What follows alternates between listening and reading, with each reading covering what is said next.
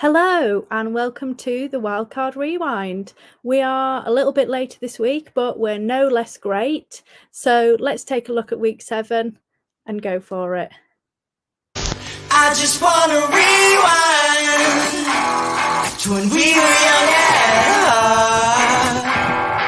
Back to all those good times. Take me back to the start.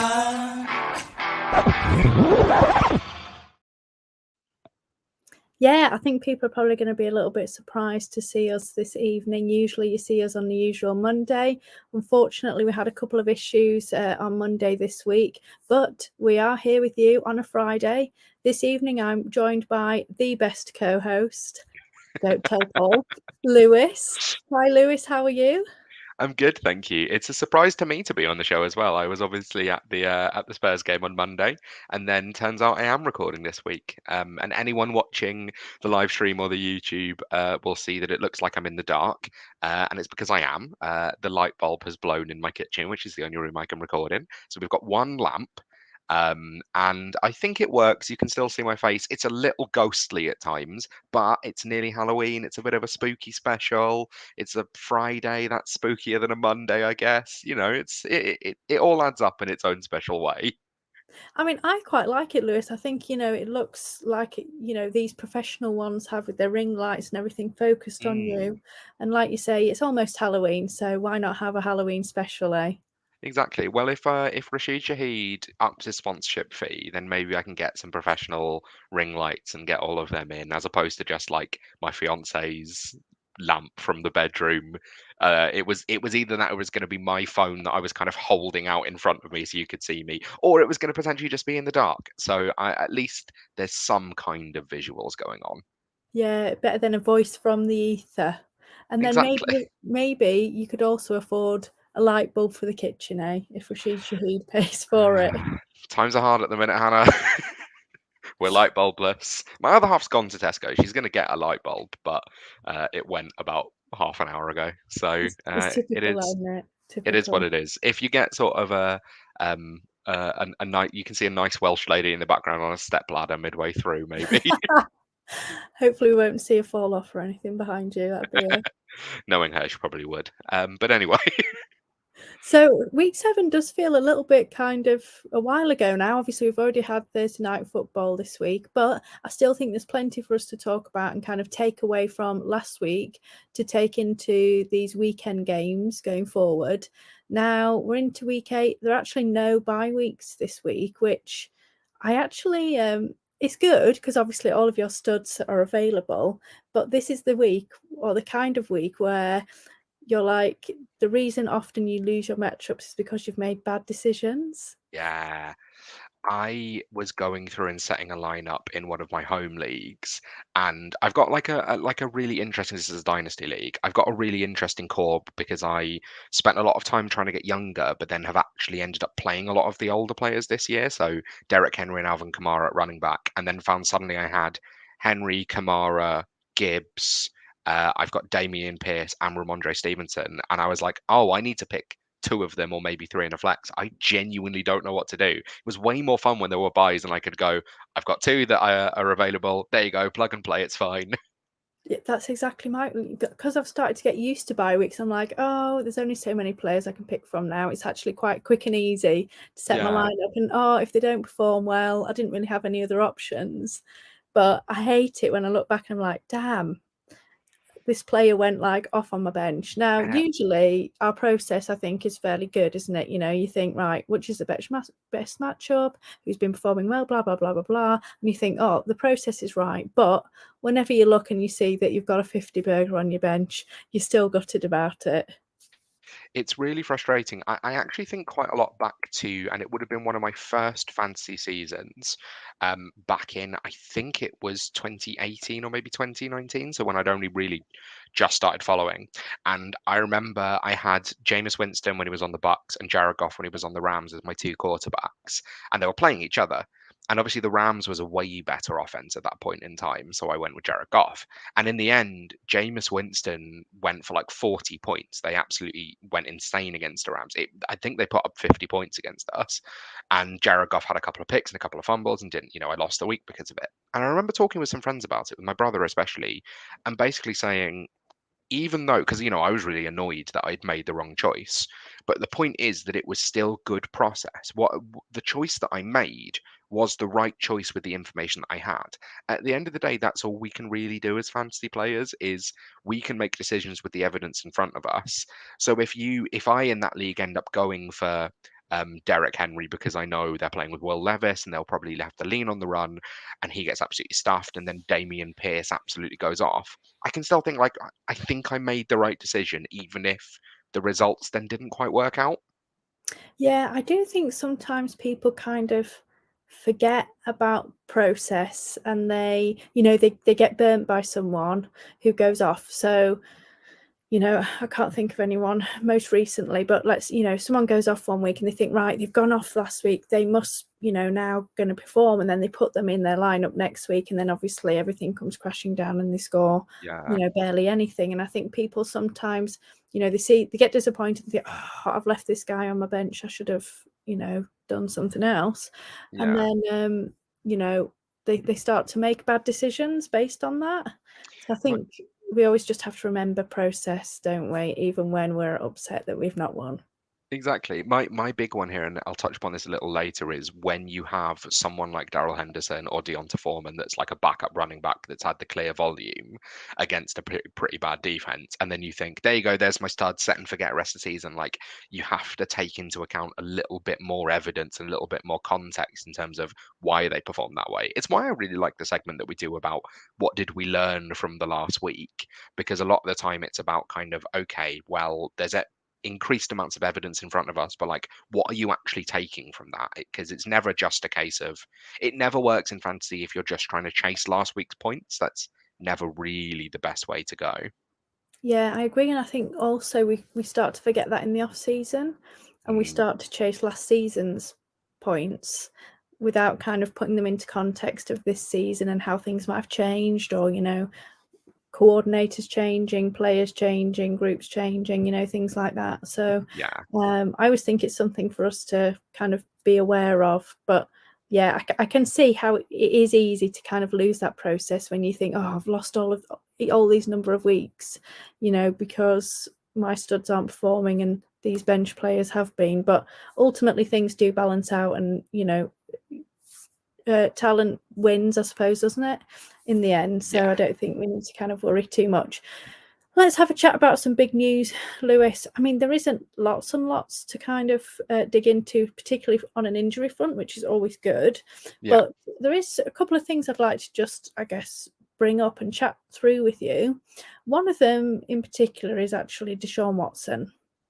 Now, obviously, he'd been out for a few weeks with this shoulder injury. And then he came back this week, looked pretty terrible. I think he threw kind of 5 passes. 2 of them were picks, weren't they? And 1 was almost. And then he left with a suspect concussion. Then apparently kind of rumours swirl that he was apparently cleared to actually go back from the concussion, but he never got put in again. So I just have this like kind of weird feeling about Deshaun Watson at the moment. Like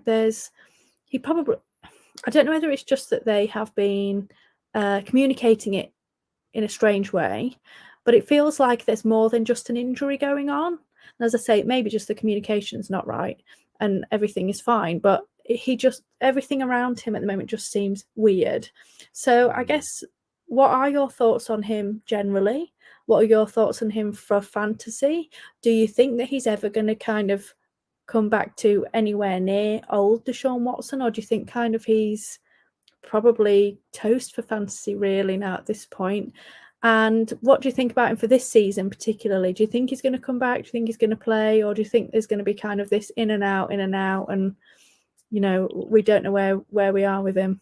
Yeah, I think in answer to your first question, my thoughts on him generally, when we publish this podcast, have to tick whether it's explicit or not, and we always go no. So I'm not going to talk about my thoughts on Deshaun Watson, so that we can keep ticking that it's a podcast which is safe for everyone.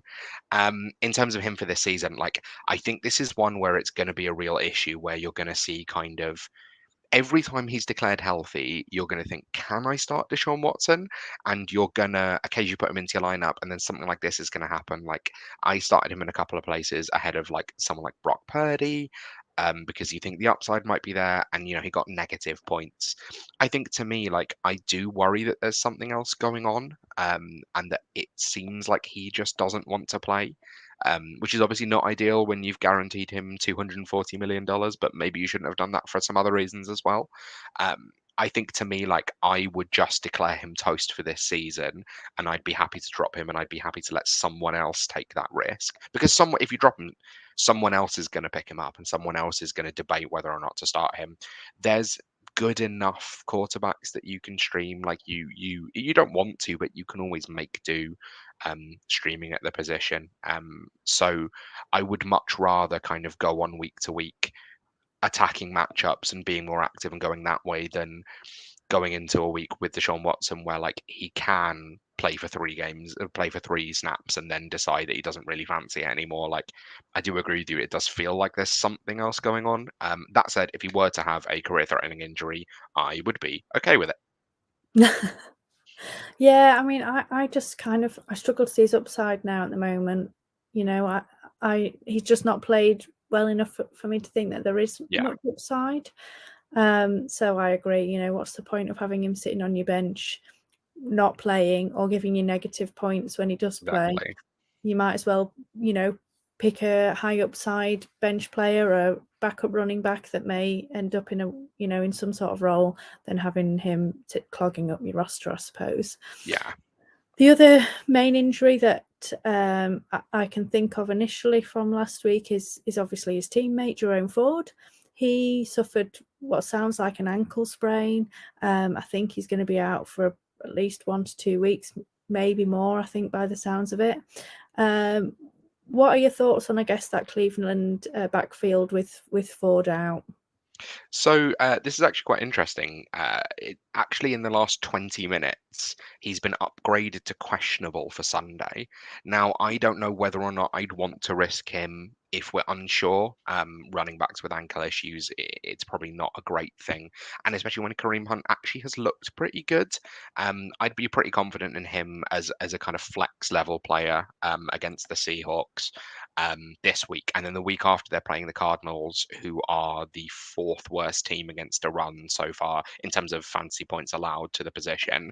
So when it comes up against the Cardinals, like I'm perfectly happy with Jerome Ford or Kareem Hunt, probably both of them, especially with the uncertainty about Deshaun Watson's status. So I'd be pretty happy kind of that they're going to lean on the run for the time going forwards. I think it's quite an interesting one whenever you have someone playing without a stable option at quarterback, that you can often look towards the running back position as something that they're going to lean on. Yeah, I mean, the only other injuries that I can kind of think of, or ones that have kind of appeared this week, I did see that Kenneth Walker and also Tyler Lockett have not been practicing this week. I think both with hamstrings potentially. Dawson Knox is now on IR, so obviously I feel like that's kind of wheels up now for the rookie. Dalton Kincaid. That's the one. My brain just disappeared. I have seen that Roschon Johnson is now out of concussion protocol, so he will be starting this week. I think that's an interesting backfield to kind of just mention because obviously we had this monster game from Donta Foreman this week, and that makes me think that he's probably played himself into some sort of role in this backfield. I think prior to Herbert's injury and Roschon's injury, potentially when Herbert went down, I think we were all thinking that Roschon was kind of going to become the workhorse here, but now I think that's probably unlikely to be the case based on what Foreman has done whilst Roschon has been out. Yeah, I think to me, so this reminds me a lot of the argument about Rashard Penny in the off season, which obviously we were wrong about. But basically, when you're not confident on who's going to start in the backfield, take the cheapest option and see what happens. And I think that to me, like Khalil Herbert has been okay, Roshan Johnson has been okay. Um, Deonta Foreman, like obviously he had unsustainable volume, and that's what I was saying about with when you're playing with a backup quarterback, when you're playing with a like a not great quarterback. Although Tyson Bagent did look better than Justin Fields, but I don't know if that's a conversation I'm ready to have just yet. You're just gonna get a lot more volume. So I'd be surprised if he doesn't have a quite significant role going forwards, especially when it's him and Roshan, who's obviously just coming off a concussion. But to me, I think it's more of a reason to potentially like go out and buy Roshan because I wouldn't be surprised if he has a role the next couple of weeks, or if Deontay Foreman has a big role the next couple of weeks. But actually, if Roshan takes that back from him, the healthier that he gets. Yeah, absolutely. I think ultimately the longer term Roshan is going to be more involved in this offense. They drafted him. He's going to be there for a few years. So, they're going to be taking him forward. So I can see them wanting to get him more involved. I just, like you say, I can't see him immediately going into this big kind of workload that we thought he might have had prior to his injury.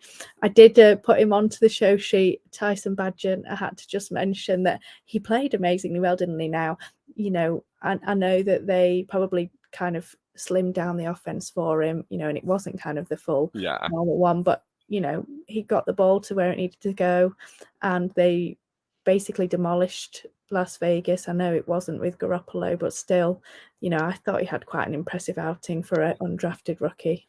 Yeah, for sure. And it's always a nice story. Like I would be stunned if they then go out and if they start him over Justin Fields or if he turns into anything. But it's always nice when these players go out and perform when they're someone that shouldn't really ever be seeing the field. I mean, obviously we've seen in Brock Purdy like it can last and it can result in good things. But the Bears are gonna be picking at the latest second overall next year. So even if Tyson Bagent, became the starter rest of season, it's just rest of season. Like they're going to go out and probably get Caleb Williams, given they've got their own pick and the Panthers pick. So whether it's Caleb Williams or whether it's Drake May or whatever rookie quarterback ends up there, like Tyson Bagent can at most be a thing for like 9 more weeks. Yeah, I mean, I think ultimately he's going to go back on the bench as soon as Fields is back, and they're just going to ride Fields until the end of the season. I just have a feeling with kind of Fields and them that what they want to do and what Fields' strengths are not quite marrying up anymore. And I just feel like they're ready to turn the page, to be honest. But I think so. And they're going to be in that position, likely to do that. So I can see him not being on the Bears, from next season. But interesting to see what happens when he comes back. But if he can't grip the ball after that injury, I don't think he's going to look fabulous. No, and he didn't when he could grip the ball. So exactly. This is probably a full discussion to have a bit later on. In one of our future shows, but just really quickly, as we're starting to get into kind of halfway through the season point, obviously we went through all of our rookies the last couple of weeks and discussed where we kind of felt they were in the pecking order and who would be who would we draft first if we were drafting again at this point. Just really quickly, is there any guys that you think are droppable now at this point? Because obviously often we find with rookies, they can be quite quiet at the beginning of the season, and then this is the time that they'll start to ramp up the second half of the season. Is there anyone here, Lewis, that you're a bit like, oh, I've lost all hope for this guy? I don't think he's going to be a fantasy, give us any fantasy value this season. So the big one to me is Tank Bigsby, that I think we thought there could be a big role for, especially in the red zone. But it's less about his performance. He's looked all right whenever he's been on the field, and more with the way they're utilizing Travis Etienne. Like they are just using him on goal line touches much more than they did last year. So Tank Bigsby to me, like, as a handcuff, you can keep a handcuff if you want. I'm not sure. Zach Charbonnet, this could be the week if Kenneth Walker is injured, even if he still plays, but he's seeing such a low share of any sort of volume in that offense that I just wouldn't feel particularly great about it. Like I thought he would be, I thought it would really be a split backfield. But like the last few weeks, he's seen like 2 opportunities. I mean, he only saw, like 25% of snaps. He's seen around 25% of snaps all but 1 week so far. So like he's close to droppable. I think if he doesn't do anything this week, I think that's it for me. Quentin Johnston, I think, is droppable. He's playing behind Josh Palmer, and like just solidly is now. The two who I think like could be primed for a breakout if they haven't already, Rashee Rice, who obviously I've spoken about quite a lot, and someone that I really like and I think like is now startable as a flex play. And JSN actually has seen a little bit of an uptick in both targets and snap count, and obviously scored his first career touchdown this week, which was really nice to see. And if there's any injury to Tyler Lockett, it could be that he sees a build significantly more. He saw his highest number of targets this week, although obviously the issue could be Jake Bobo, if he is anything of any use. I saw him go for 80% of fab in one league this week. A deep dynasty league, to be fair, so there's not much available, but still. But JSN, I'm growing quietly more confident in. I think he's kind of growing into a role in the offense. Yeah, I mean, I think unfortunately his wrist injury kind of set him back, didn't it, in the beginning of the season? And Yeah. I think it just took them a little time to ramp up and them to kind of feel confident that they can play him a little bit more. They were sticking to those kind of 12, we're playing a lot in 12, weren't they still? But I think now the injuries are starting to happen. We're starting to see JSN, come into his own a bit more. And I think the more he plays, the more the confidence they'll get in him, and maybe they'll start to use 11 a bit more and get all three of them onto the field at the same time. Yeah, I definitely think you could see it. Yeah, absolutely. So let's go on to rewind the tape. This is a segment where usually we discuss what we've learned this previous week, or the previous few weeks that's helped us as fantasy managers going forward. So what's your one this week, Lewis? I think the really big one for me is about investing in rookie wide receivers. Obviously, we've touched upon this already, but like just looking at the performance this week and then looking at on the season so far. So in this week in PPR leagues, Jordan Addison was the overall wide receiver 1, Josh Downs the overall wide receiver 4, and Puka Nacua was the overall wide receiver 5. So like we're seeing some really good things happening from those rookie wide receivers. And actually, we tend to at the minute, like it tends to be that rookie wide receivers you can trust in year one, but people are obviously a little bit scared to draft them. But in the top 20 at the minute, we've got 4. So we've got those 3, and then also Zay Flowers as well. So like I think the point being that like you can really trust rookie wide receivers, and people are so scared to to draft them because you just think, what if they don't grow into the role? Like, what if it takes them a bit of time? What if someone plays in front of them? No, like rookie wide receivers these days, it's not like, 10, 15 years ago where rookie running backs came in straight away and wide receivers was, they'll kind of have a red shirt year. You can trust these guys pretty much straight away. Now, I know that it might not be the players that we anticipated doing it. So Puka, especially Josh Downs a little bit as well. We might have thought Quentin Johnson and JSN for sure would be way up there. But the point being that like you should not be scared of buying the dip on rookie wide receivers, drafting them, holding them. Like eventually, if the talent's there, they're going to be very startable throughout their rookie season. Yeah, this is absolutely it, isn't it? And I suppose it's the thing we've kind of been discussing the last few weeks about rookies and, how valuable, certainly some of them can be. And I know it can be a bit frustrating, can't it? Because, if you'd have drafted Quentin Johnston, let's say, in your draft this season, you'd be feeling quite frustrated having held him for so long, and then obviously when he gets his opportunity he doesn't do anything with it. But having said that, had you picked up some other rookie like Addison or Downs, or if you were clever enough, Puka, most people will have got him from waivers, but then you're kind of sitting quite pretty now because they're starting to break out. And I think people find it difficult to stay patient, particularly when you're starting to get kind of running back injuries and you're like, oh great, I'm going to draft I'm going to pay up for Zach Evans, Yeah. and use all my fab and then drop someone. And then it turns out that actually now this rookie is starting to do a bit more and could be quite valuable on your bench. And I think they're the more likely players to actually benefit you in the second half of the season and in the playoffs, despite having quiet kind of start of seasons. It's rare that you'll find kind of a veteran doing that.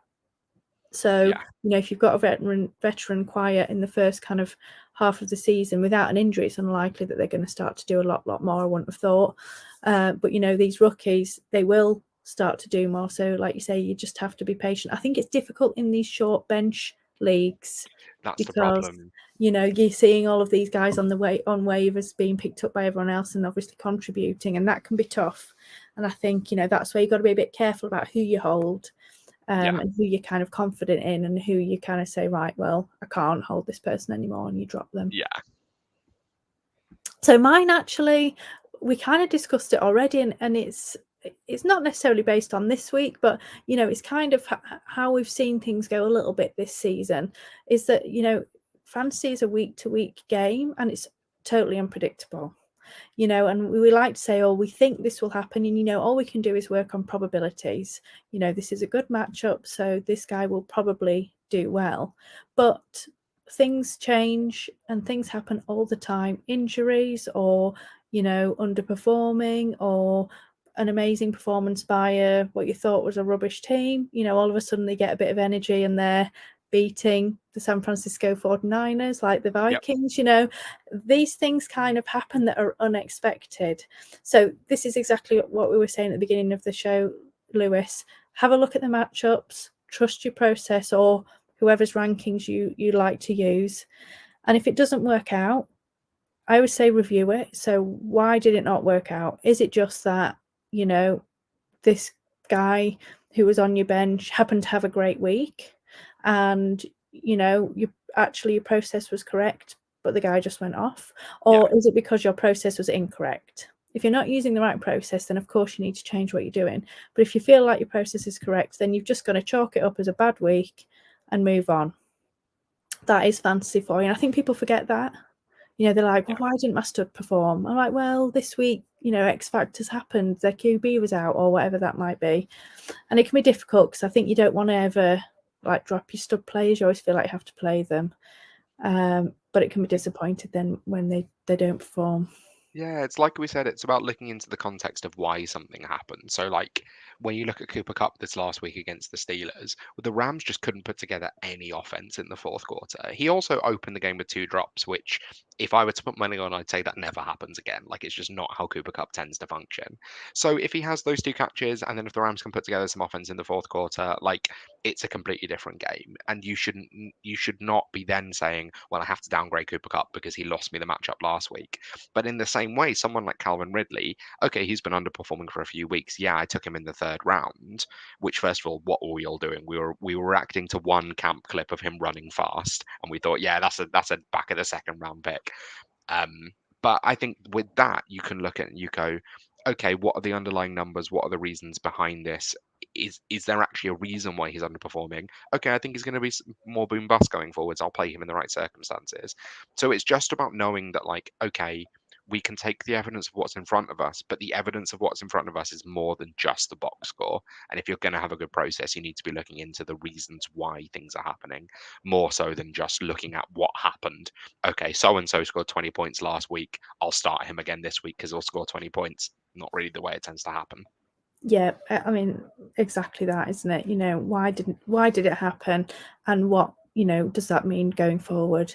Calvin Ridley's a really interesting one, isn't he? Because, like you say, we got really excited about the camp, and then week 1 he went off, and I was like, wow, this was it. We were all right, and it turns out we were all wrong. Well, no, we weren't wrong. He's a good player, but I don't think they're utilising him exactly how we thought. And I think, he's very matchup dependent, and I don't think he's quite back to how he was either. Yeah, he's also like barely seeing any work over the middle of the field, Yeah. which I think basically, like, Trevor Lawrence tends to have issues throwing over the middle of the field anyway, but like if you're just playing as like the boundary X receiver, it's going to be way more difficult to make plays unless you are sort of that real elite wide receiver, which even if he once was, and even if he could be again, it was always unlikely he was going to be straight away coming back. So like maybe they mix up the way they use him a little bit so that they can actually get him some more work. Because if you're just throwing, one-on-one balls outside the numbers, they're low percentage throws, and that means that on average you're not going to come down with them. Yeah, absolutely. So shall we move on to our fantasy stud of the week? So of course, every week we look at our under the radar player who we think could overperform and exceed expectations in this week 8. But last week we mentioned our studs. Let's have a look how we did now. Lewis, unfortunately yours didn't quite pay off because you did go for Roshan Johnson, who unfortunately then did miss another week with a concussion. So that was a bit of a rubbish one for you. But having said that, neither I would say Paul or I did particularly well. I suppose if you look at process with mine, like a Bears running back was the running back one on the week. Yeah. But I just happened to pick one that missed the game. Yeah.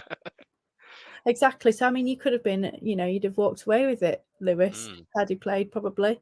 I had Cade Otton again. I went back to the well. Look, he had 5 receptions for 43 yards, which sounds really pathetic, but that made him tight end 10 on the week. So, actually, I think it might have been a bit lower now because that was before Monday Night Football. But still, he was a tight end 1.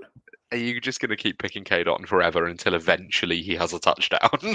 Actually, he had a pretty good game this week on Thursday Night Football. I mean, didn't get a touchdown, but I think he had quite a few yards. So I think I'd have done better had I picked him this week. But I decided I can't go back to the well again. Given that we're recording late, he had 4 receptions for 27 yards. I mean, I'm sure he's probably currently the tight end 2 on the week. So I'm happy if you say that he was the tight end 2 on the week in the week that you recorded. See, exactly. So basically, I had a stud. Yeah, exactly. So, and I like that C, which is so clearly directed at Paul, who isn't here. I know. Well, Paul, unfortunately, he didn't do quite so well this week. Poor Paul. He picked Michael Wilson, and he had 3 receptions for 26 yards and was the wide receiver of 55. So not great. Not great. Sorry, Paul. Fail. So, what can we do this week, Lewis? Who's your stud? I was just looking at in terms of the roles that people are playing in different offenses, and I think again I really try and focus on like the under the radar part of it, and I think KJ Osborne definitely could be someone that you could look to start this week. The Packers seemingly are okay against the wide receiver position, although last week they gave up over 10 points to both Jerry Jeudy and Cortland Sutton, which is the first time that's happened all season. So both of them had over 60 yards and over 5 receptions. The thing is, Kirk Cousins wants to throw the ball, right? Last week he did incredibly well, throwing for over 350 yards and 2 touchdowns. Jordan Addison, unlike last week, can't come down with all of them. And whilst obviously TJ Hawkinson's always going to get his. Brandon Powell, I'm a big fan of because he helped us in our Super Bowl run, but that was actually as our return and not really playing too much for a role at the wide receiver position. I just think KJ Osborne is gonna get his against a secondary that can be culpable a little bit over the time. The Packers aren't playing at a hugely high level. You would imagine Jair Alexander follows Jordan Addison a significant amount of the time, and I could see KJ Osborne doing pretty well. And in the spirit of looking at someone that is a little bit more under the radar, he's only rostered currently in 63% of leagues on Sleeper, and he's had at least 4 receptions for the last 3 weeks, which correlates with when Justin Jefferson went out. So I think he has a decently high floor, probably like an 8-point floor, which, to be honest, for someone that you could maybe pick up off waivers in about 40% of leagues, I don't think it's too bad. Yeah, absolutely. I mean, I think he could be a very reasonable flex play, couldn't he? And if he finds the end zone, something a bit more. I feel like, Lewis, you were sending subliminal messages to Paul because his under the radar player this week is the running back 1 of the Vikings, Alexander Mattison. So he thinks Yeah. that Alexander Mattison is going to have a big game this week. So we I will wish see. I wish Paul was here to explain that, because Cam Akers last week had the most touches that he's had since he's been on the Vikings, and Alexander Madsen had the least touches since he's been on the Vikings since this season, and his second lowest snap share. So I'll be very intrigued to see what makes Paul think that this is the week, because it seems to be trending in the other direction. But we'll see. I'm sure he has some sort of genius up his sleeve. Yeah, Paul, he'll have some amazing explanation for us next week. I would probably go off though now, which will be really annoying. Yeah, Paul tends to like accidentally be right a lot of the time. I know, I don't know how it happens, but anyway, I'm going to go this week with Devin Singletary. Now, he has shared, well, the week before the bye, he actually started sharing playing time with Damien Pierce. So I just have a feeling that Pierce is falling a little bit out of favour with them. Now, I think that might be just, my suspicion is that his playing style doesn't quite fit what they want to do. Yeah. So he's not performing as well as he could be and should be, and it's unfortunate because I do think like he's really not a bad running back. I Not just at all. think it doesn't quite fit the scheme, with the new coaching staff. So we've seen that Devin Singletary has kind of, particularly the last week before the bye, as I said, has started to get a bit more playing time, and I do wonder whether this continues. Now, if it does, they are playing the Panthers, who give up the second most fantasy points to running backs so far, behind only the terrible Broncos. So I do feel that, there's a chance that the Texans could take a commanding lead here based on how each of the teams have been playing. I think that is possible. And so even if Singletary isn't splitting as much time with Pierce this week, we might still see quite a lot of him in garbage time. So I do think that Devin Singletary could possibly be a flex play this week. Yeah, I really like this pick. I think even if you're so obviously tiny sample size, but if you're looking at last week, Singletary had 12 carries and Pierce had 13, but Singletary was so much more efficient. Damian Pierce's yards per carry was 2.62, which is absolutely dreadful. Devin Singletary 4.83. So even just looking at last week, and then also Singletary had 2 targets and Pierce had none. Um, so I think you can just see whether we are willing to expand and say that's now the trend going forwards. It's obviously too small of a sample size for us to really say, but I think you can take a punt at the idea that it might be. And yeah, I think Singletary could be a really good pick here, especially against the Panthers.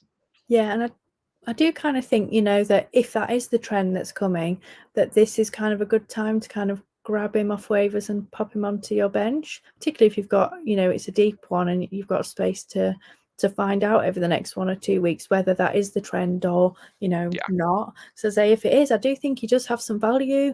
The Texans are feisty. They've been playing pretty well. They've been scoring, and I think, Stroud has been playing great. And I just think they've been kind of wanting a complementary running game and they've just not quite found that. And I think maybe if they are getting Singletary more involved, they may, and therefore they'll choose to use him more and more. So as I say, I think this is, if he's going to go and start getting run, this is your chance to grab him on your team. Can't guarantee that is going to happen, but I would, if I had space, have him as a speculative ad and see what happens over the next 1 to 2 weeks. If he doesn't do anything, you drop him. I think it's definitely worth a shout to, like, for sure. I think you can't be hugely confident, but if you're picking him up off waivers, who are you going to be confident in? Yeah, exactly. So to go with our Halloween special, Lewis, let's move on to our fantasy scare of the week. So as usual, we're looking at our hyped up player who we think is going to underperform and probably upset us in our fantasy teams this week. So let's have a look how we did last week. Now, again, This is quite scary. to be fair, as usual, by mistake, Paul was probably the best of us. But Lewis, last week you went for Kirk Cousins, who he actually kind of exploded. It was amazing. It was Monday brilliant. Night Football. But the process, Hannah, the process against I the know. 49ers was so smart, and This I is was so true. wrong.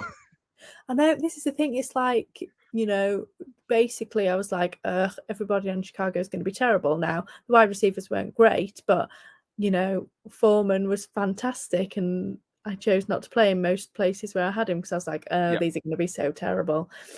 Like you say, it's the right process. It's just sometimes, things don't go as we expect. Exactly. I went for Sam Laporta. Now, I think for Sam Laporta's standards, he actually did a little bit of a down week because he only had 6 receptions, 52 yards, but he still finished as a Titan 7.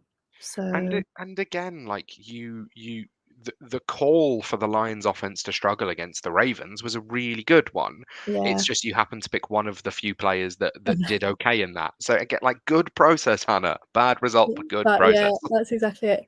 So Paul went for DJ Moore, and he had 8 receptions for 54 yards and was the wide receiver 20. So, yes, I guess Paul He was all kind of right. wins.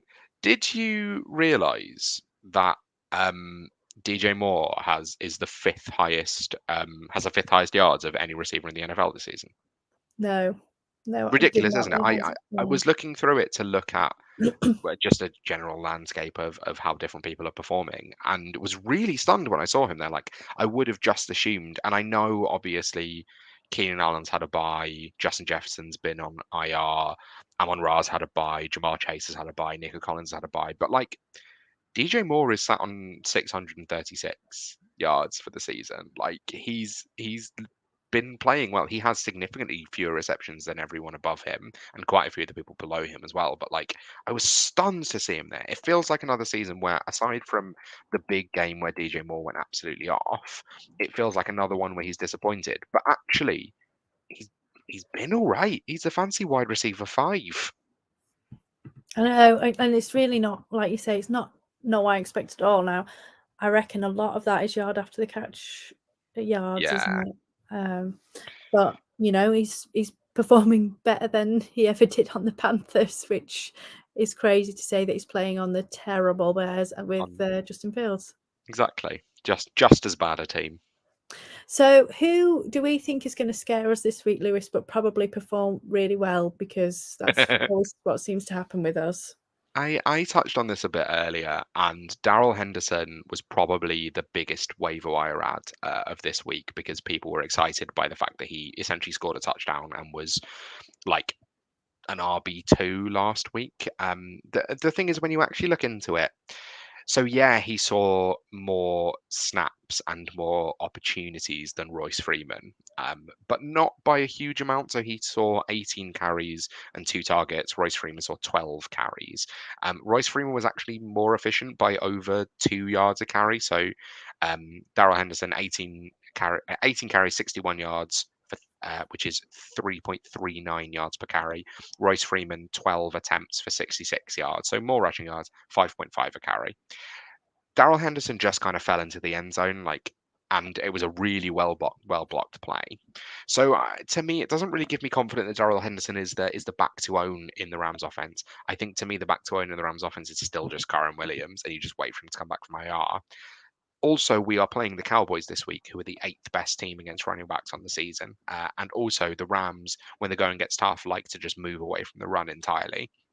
With Trayvon Diggs out, I wouldn't be surprised to see the Rams just go incredibly pass heavy. I'm talking over 10 targets for Puka Nacua and Cooper Kupp each. And so Darrell Henderson, I think, is, you've probably paid up for him on the way of waiver wire this year. I really just wouldn't start him. I think he's someone that people will be excited about.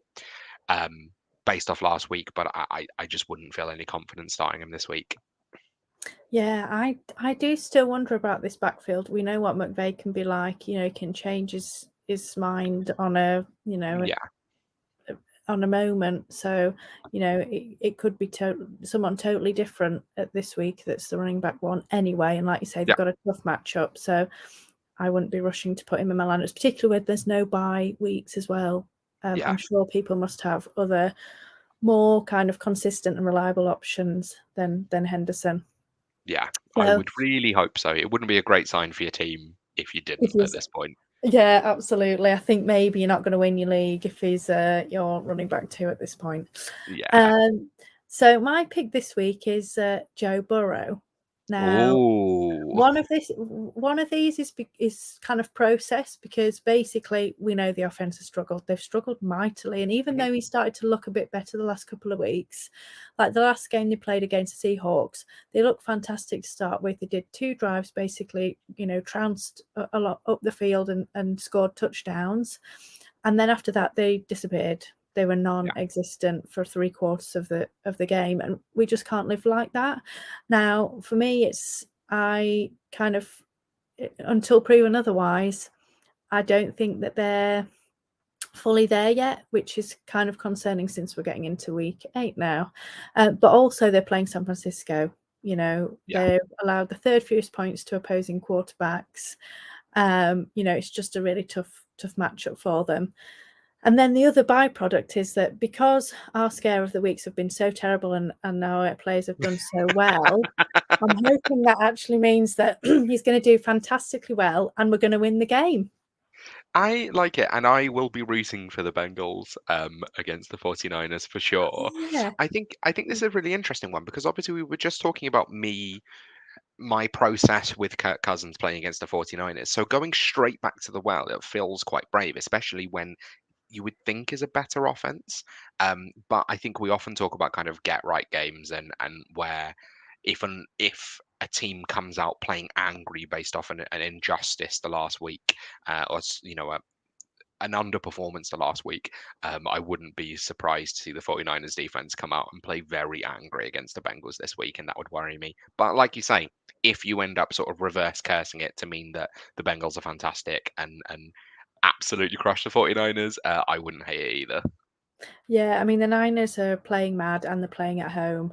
So I've just got a bit of a worried feeling about it. The only thing that may slightly help us is that Brock Purdy's currently in concussion protocol and only went in, obviously, went in on Tuesday. So it's not a lot of time for him to get right for that game. So they might be seeing Sam Darnold, which may help us with some interceptions and kind of turnovers. I don't know, but that might be our only kind of help there. But we need the offense to play decently to be able to kind of take advantage of those. Paul left us his scare of the week. He's going with Michael Pittman. He thinks that the Saints can be really tough to play against, and it's true that defense has still been pretty good, even though the offense has struggled. And he thinks that Minshew is likely going to have a tough day. And he was just saying that, let's be honest, that if he didn't have a big play yesterday, he would have had a rubbish day. So, and that's the thing with the Colts offense. Like, if it's not for that one big play against the Browns last week, and the same for Josh Downs as well, like where he had like a 60-yard touchdown. Like, I think Gardner Minshew might get crushed this week. Yeah, although I do think that the Shane Steichen has shown that he is a very good play caller and game planner. He lost Richardson and still, the team have been playing pretty well with Minshew. And we know that Minshew can be very kind of boom bust and everything. But I feel like he's had some really great game plans, against that amazing Bengals defense, Browns defense. I've got Bengals on the mind now. They put up those wins, and they could have won that game. They could and probably should have won that game. So I'm really impressed with Steichen and what he's been doing. Yeah, me too. And I think especially like when Richardson was there, they looked absolutely fantastic for a few weeks. So I think to me it excites me a lot about next year for Anthony Richardson. I like Gardner Minshew is what Gardner Minshew is at this point. But I think the Josh Downs breaking out and the Colts generally looking quite good, the O-line looking a little better as well, having a 2-back rotation that you can use excites me a little bit going into next year. Yeah, absolutely. I think they're a team to watch, aren't they, next season? Yeah. So we've got to move on to our last segment, Lewis. Wildcard of the week. This is my favourite segment because we just usually say some wildish things and hope that they hit. And isn't that just the whole show? Yeah, basically, isn't it? And basically none of them hit. And here we are again, none of ours hit. So last week, Lewis, you said that the Raiders and Bears would finish with less than 20 combined points. Well, we know that the Bears scored 30 points on their own. So that was incorrect. I said that Stephon Diggs would have more receiving yards than all of the Patriots wide receivers combined. Well, of course, the Patriots actually pulled themselves together for 1 week and probably 1 week only. And Diggs had only 58 yards, while Kendrick Bourne alone had 63 yards. So I was totally incorrect there. And Paul thought that the Dolphins would beat the Eagles and the Eagles would end up with back-to-back losses. Well, the Eagles showed him and they beat the Dolphins 31-17. So let's see what we think could potentially ring true this week.